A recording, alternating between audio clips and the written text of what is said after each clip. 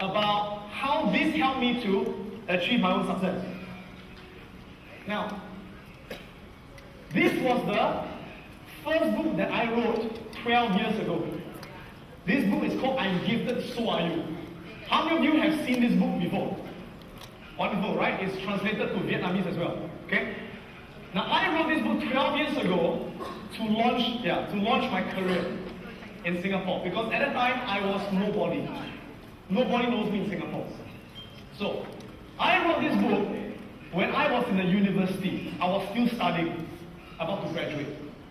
Why did I write this book? Those of you who know a bit about my history, you know that when I was young, I was a lousy student. I was lazy, I had no motivation, I failed many of my exams. And in Singapore, I ended up in one of the worst schools in Singapore. And then at the age of about 13 years old, I decided to change my life. I decided to wake up. And I attended a lot of seminars, just like you. I read many books, just like many of you. And when I attended the seminars and read the books, I got inspired by other people. We must always be inspired by other people. So I got inspired. And at 13 years old, I said, I want to change my life. I want to be a success. I want to be number one. Okay? So I started studying very hard. And from the bottom of the school in Singapore, I became one of the top students in Singapore. I went to the National University of Singapore and became one of the top students. So at that time, I was inspired. I said, hey, I want to write a book to teach other students how to succeed. I want to write a book to teach other students how to be a top student. So that was why I wrote the book. Now, here's the problem. After I wrote the book, it's called a manuscript. Right? Now, I knew that it was a good book. I knew it would help people. But the problem is, I have got no track record. I've got no credentials. At that time, I did not even have a degree. So who will read my book? I'm a nobody. I'm so young. I was only about 24 years old. Who will read my book? So I knew that I had to get a good publisher to promote the book. A good publisher that would give me the credibility. Yeah? So I took the manuscript and I went around to find a publisher. I went to the famous publishers, like Simon & Schuster. You know what they said to me? They said, we're not interested in your book. I said, fine. Went to another publisher, called Prentice Hall. They looked at the book, they said, I don't think your book will succeed. There's no market for a book. We're not interested. So I went to another publisher, went to another publisher, went to another publisher. I even went to a publisher called Penguin Books. There's a publisher called Penguin Books. And they even said to me, I'm sorry, but your book will not be successful. I thought, my God, even the bird doesn't want me. Okay, how to succeed, right? I didn't give up. I went on and on and on. And I was rejected by more than 10 publishers. No one would give me a chance. They say, you're too young, you've got no experience, no one will read a book. So eventually, one day, one publisher saw the manuscript. And he said, wow, this is interesting. And they called me up, they said, you know, Mr. Khoo, we want to publish a book. I was so excited. And this company that decided to do it is called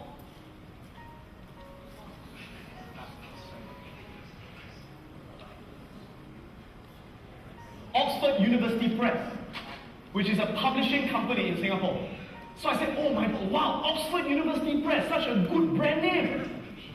I said, with their brand and my book, you'll be a bestseller. You'll be successful, right? So I was so excited.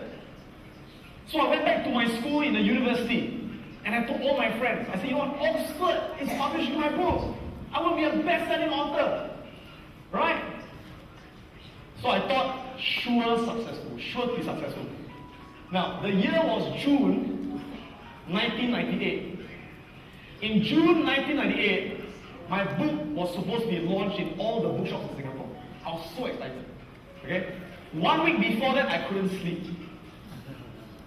Right? Because I had all these visions, I had all these fantasies. I imagine when I go to a bookshop, I see my book on the display, bestseller. I imagine my book everywhere.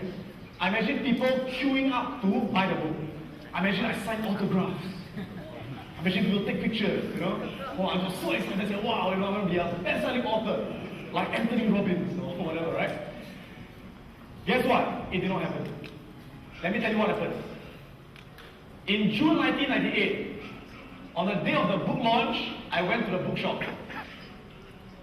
Yes, I went to the bookshop and I walked inside waiting to see my book. I walked in and I looked. I couldn't find my book anywhere. And so I called the publisher. I said, excuse me, isn't the book being launched today? They said, yes. I said, I don't find the book anywhere. They said, where are you? I said, I'm in Borders. You know Borders? Borders is one of the most famous bookshops in USA, also in Singapore. It's the biggest bookshop, Borders. And I said, I'm in Borders. And they said, oh, I'm sorry, but your book is not selling there.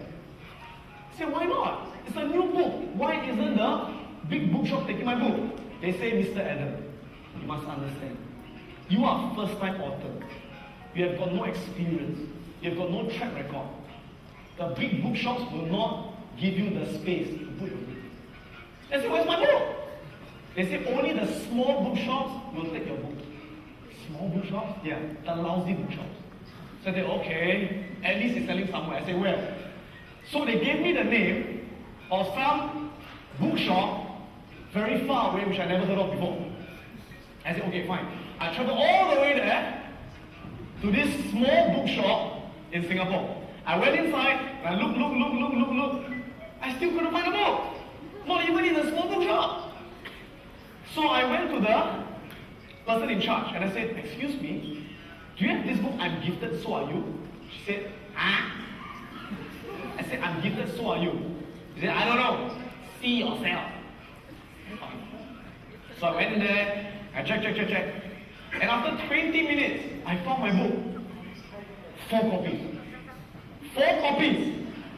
And it was not even displayed on the shelf. You know where it was? It was on the floor.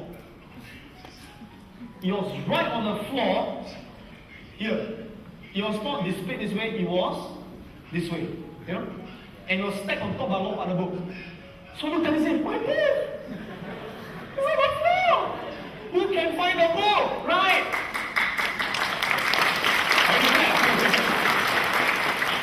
So I said, who can find the book? So I was really upset. I was really angry. So I called my publisher. And I said to my publisher, I said, hey, why is it you are not marketing the book? You see, as a good publisher, what should they do? They should promote the book, right? They should have advertisements, they should have posters, they should have author signing. They did nothing. And I said, why are you not marketing the book? And you know what they said to me? They said, Mr. Adam, you must understand. At Oxford University Press, we have got no marketing budget. We have got no marketing budget. I said, why? They said, because normally we only publish dictionaries. We only publish dictionaries. I said, huh? You only do dictionary? Oh, we also do encyclopedia. And they said, we don't normally do your kind of books. So we have no marketing budget. I said, but I thought Oxford University is a very big company. I said, yes, we are big. In London. Singapore, small, no budget. So I said, but if you don't promote the book, who can find the book? They said, I'm sorry, there's nothing we can do. So how did I feel? How did I feel? I felt like a what? I felt like a victim, right? I said, it's unfair. I wrote a good book. This is my dream. This is my first book. But no one can find the book. The bookshop will not take my book. They're not promoting the book. So I got really upset. 1 month passed, 2 months passed, 3 months passed. Did the book sell? Book didn't sell. Why? Because no one could find the book. And my friends came up to me and they said to me, Adam, I thought you are a best-selling author. I said, shut up. It's not my fault. I wrote a good book. It's a stupid publisher. It's their fault. I blame. And I started what? Blaming and complaining. So as long as I blame and complain, did the book sell? Nothing happened. So one day, a friend of mine, he said to me, he said, Adam, your book will never sell unless you take responsibility. I said, what do you mean take responsibility? Hello, I'm the writer. I did my job. I'm not the seller. It's not my responsibility. He said, yes. But Adam, it is your name on the book. It is your book. And no one cares more about your book than yourself. So from then I thought, I said, you know what, for things to change, I must change first. So I said, okay, if they will not sell the book, I will sell my own book. So you know what I did? I went to the bookshops myself. I went to all the bookshops in Singapore and I told them, will you put my book in the bookshop? They said, no. We've got other books. Why should we put your book? I said, you know what? If you want to achieve something, there's always a way to do it.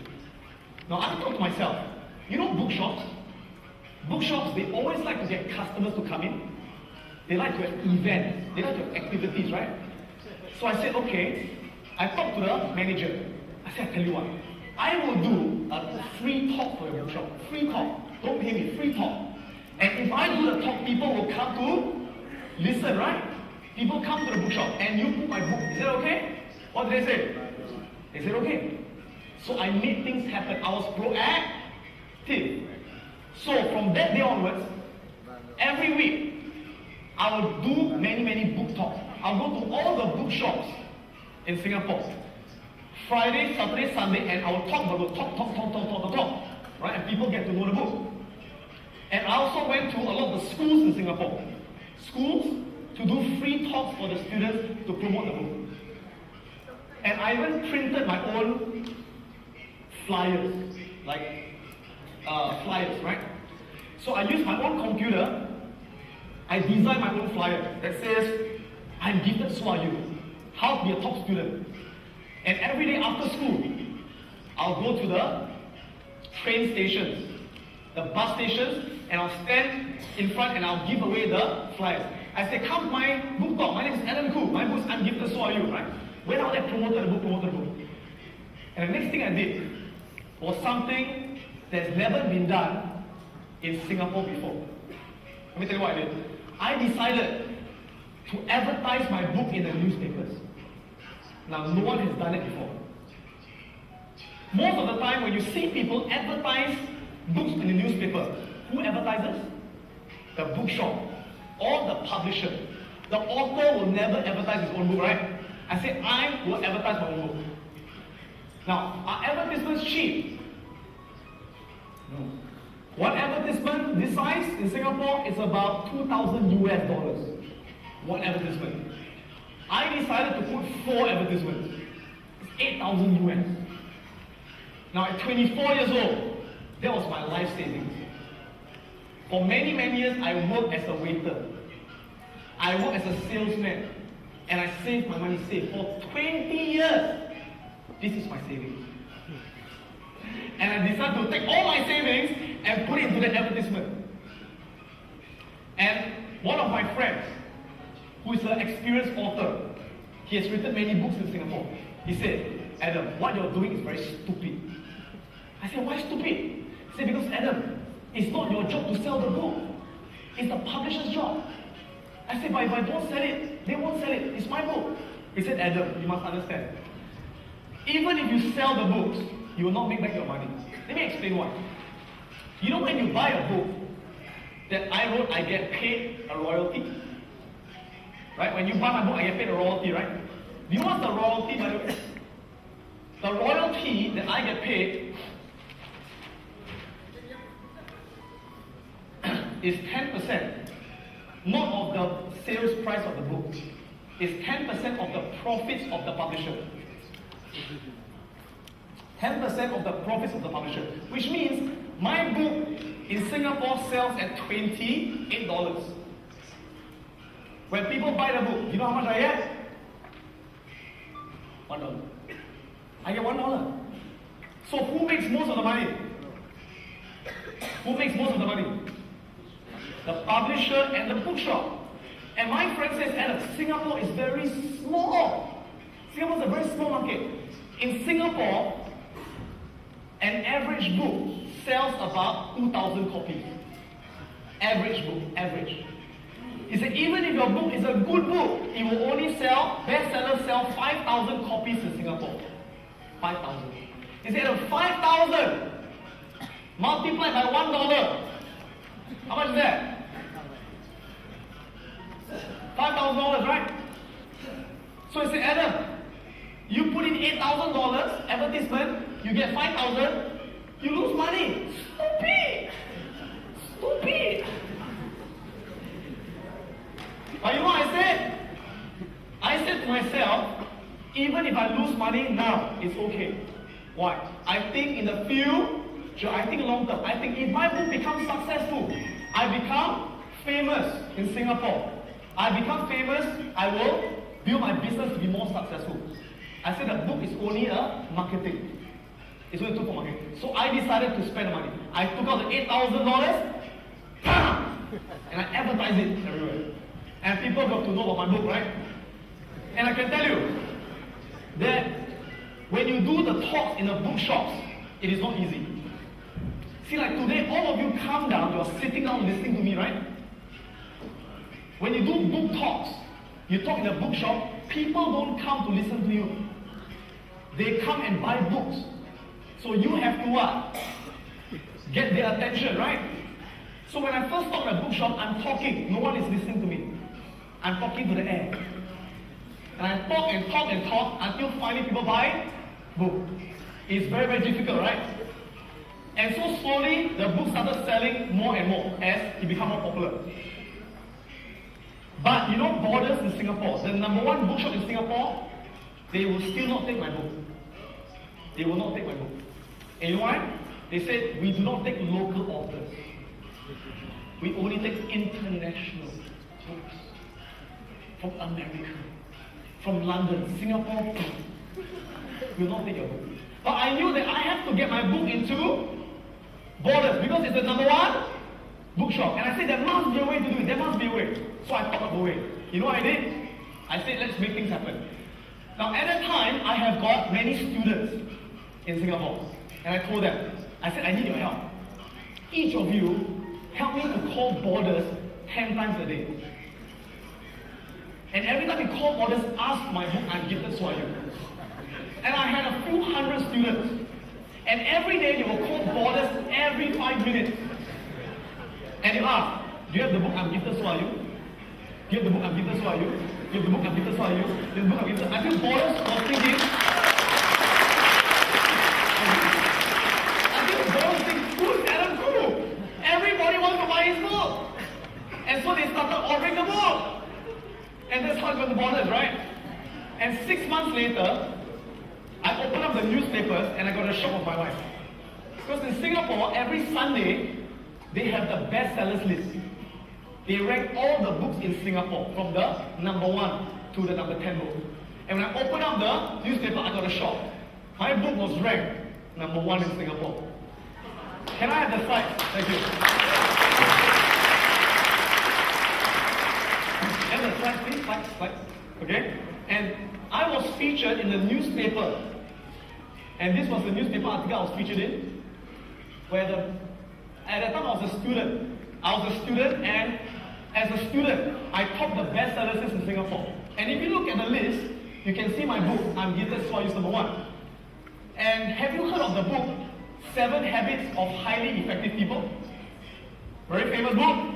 That was number 4. Have you heard of this book, Men Are From Mars, Women Are From Venus? That was number 6. Have you heard of Lee Kuan Yew? Lee Kuan Yew was our Prime Minister. He wrote a book, and my book also beat his book. So after that, the book became a bestseller. And did we sell 5,000 copies? No. We sold in a few years, we sold roughly about 60,000 copies. And after we sold all the copies, later, I wrote my 2nd book, my 3rd book, my 4th book, my 5th book, my 6th book, my 7th book, and today I've got 11 books. And the books are published internationally. And they're all done bestsellers. And recently my books were also translated into Vietnamese. Right? And they're sold right now in Vietnam. And in Vietnam, we have sold 35,000 copies in the last 2 years. Right? And not only that, but in Singapore, Borders, the number 1 bookshop. This is Borders. Okay, Okay, this is the bestseller. This is our number one there. And this is a national newspaper number one over there. And in Borders, this is Borders, if you can't see from these Borders. And I was ranked number one in Borders as well, the entire Borders bookshop. Now, why do I tell you this story? I tell you this story to share with you a very important lesson I've learned. And the lesson is this. Very often in life, when we got dreams, we got goals, many people will not give us a chance. Many people will not give us a chance. And if people don't give us a chance, don't complain. Don't blame. Because if you do, nothing will change. But when people don't give you a chance, what do? You make your own chance. You make your own opportunities. You create your own opportunities. And many times in life, that to achieve things, there are things that must be done that is not our job. It's someone else's job. Or if we keep thinking it's someone else's job, it never gets done. Sometimes we just got to take action and do it and make it happen for ourselves. Does this make sense? Yeah? So I hope that you learn something from this lesson. Can I give you a little exercise to do? Exercise?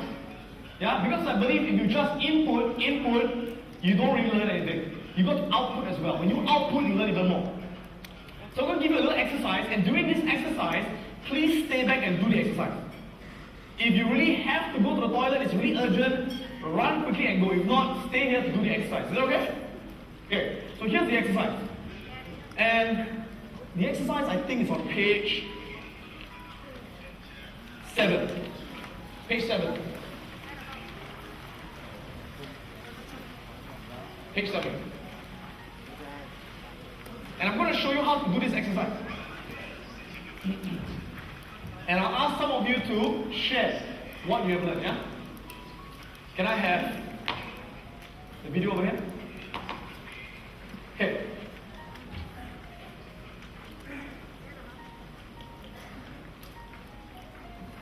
Video. Okay. Now, on page 7, you see 3 things, right? You see that? On the first column is what we call blame. The things we are blaming. We blame the customers, we blame our competitors, we blame our partner, we blame. And as long as we are here, our business can't change. We can't change. On the second column is what we call take charge. From blaming, how can we take responsibility?